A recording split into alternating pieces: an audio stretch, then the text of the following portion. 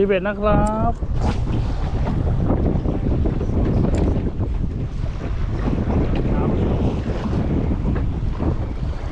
มีลมถ้ามีหมึกก็โอเคเฮ้ย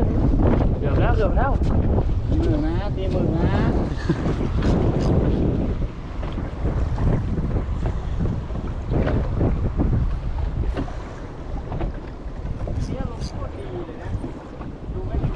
ใช่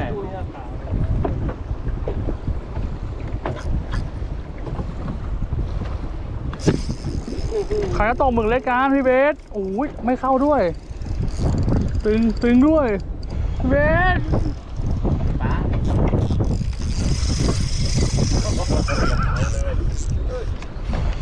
ตัวใหญ่เลย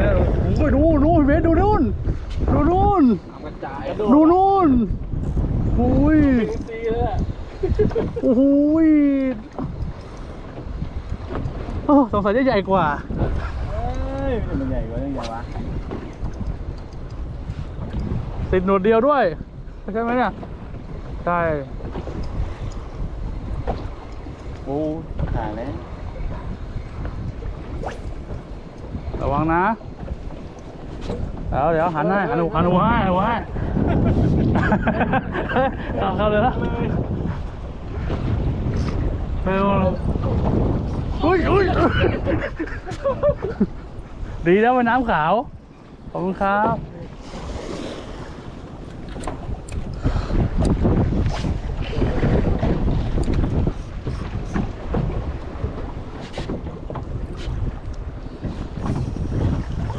โอ้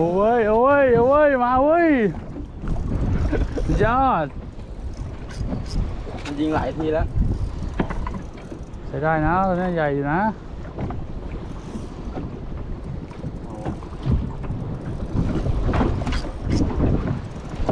มาแล้วรุ่นเลยเนี่ยคู่มันวะนี่หลุดจับโยเล็กด้วยอ่ะ 2.5 เองอ่ะเรียบร้อยที่เมื่อกี้จับไปไหนวะจับโยเล็กด้วยอ่ะ 2.5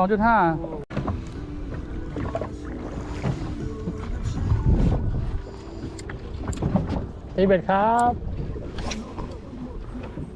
โอ้โหมานี้โอ้โหโคตรไกลเลย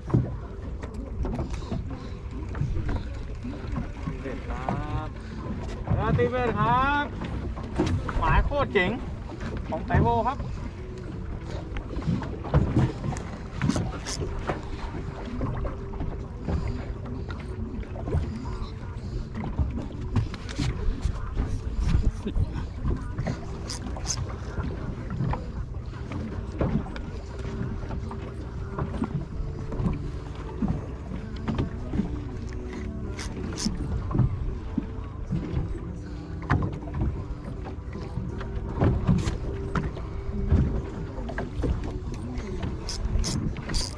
เฮ้ยหลุด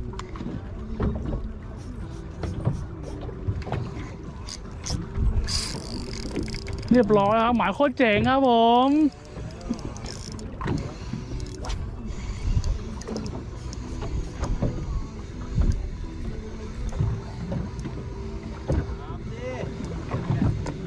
ไกลจับไกลมาก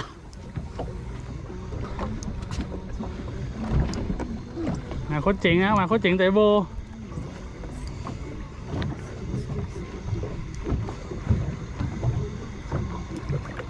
ถ่ายวิดีโอแป๊บ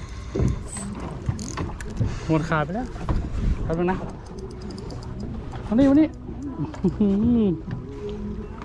มือแกอุ้ยกอดโอ้โหหมายโคตรเจ๋งไตโบสุดยอดดื้อเหรออุ้ยโหเต็มหมวกเลยใช่ปะไม่โดนเว้ยโดนหน่อยอ่ะพี่เบสครับเป็นไงบ้างวันนี้พอได้กี่ตัวครับโอ้โหอย่าถามว่าได้กี่ตัวต้องถามว่าได้กี่กิโล หมึกตกง่ายไหม โอ้โห ฮะตกง่ายไหมครับตกง่าย แค่มันไม่อยู่เฉยๆวันเนี้ย มันไปไหนกัน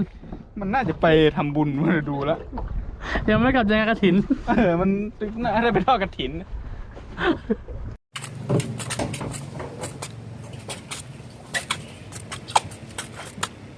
ตอนนี้พอได้อยู่เนี่ย หลัง3 โมงนี่เงียบเดี๋ยว น้ำนั่นมันมา ไม่เหมือนเมื่อเช้า แต่บางจุดก็น้ำดีนะ น้ำดีไม่อยู่นะ ทำไมน้ำดีไม่อยู่เลย หมึกนี่ก็แปลก จบแล้วนะฮะทริปตกหมึกเกาะมันวันนี้นะครับ เดี๋ยวทริปหน้าไปที่ไหนกันเราติดตามชมกัน วันนี้ประมาณ10 โลพอได้แบ่งกันกิน ฝากกดไลค์กดติดตามด้วยนะฮะ เดี๋ยวทริปหน้าไปไหนเดี๋ยวพบกันครับ